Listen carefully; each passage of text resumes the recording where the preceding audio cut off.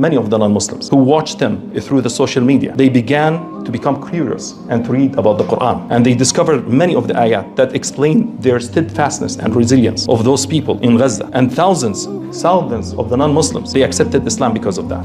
The more, what I want to say over here, the more that we are attached and believe and practice the Quran in our lives, the stronger the mental health that we will have and we will be. Quran is full of equations. I call it equations. Quran is full of equations. If we adopt these equations in our lives, it will make us mentally unbreakable. And I'm not exaggerating with that.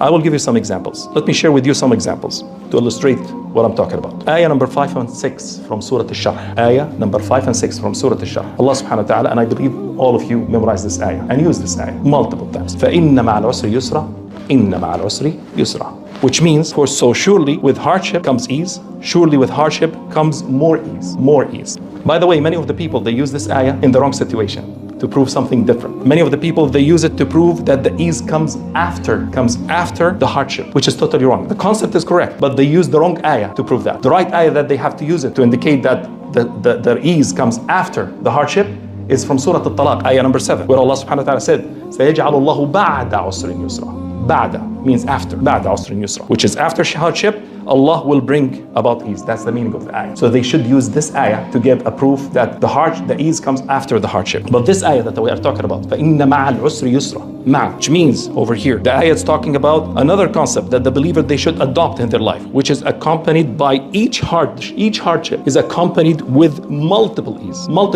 one ease, multiple ease. This is what the ayah is talking about, and this is what you should believe in. So the question over here, how multiple ease accompanied with a hardship at the same time? Let me give you an example and share with you an example from my personal experience. Sometimes you will find Allah subhanahu wa ta'ala's ease and mercy will be in the magnitude, the type, and even the timing of the hardship that it will hit you, that it will become smaller, not bigger. A personal experience that I had an accident a few years ago, and that accident resulted at work, and that accident resulted for me to move between hospitals for more than 3 years and did more than 8 surgeries.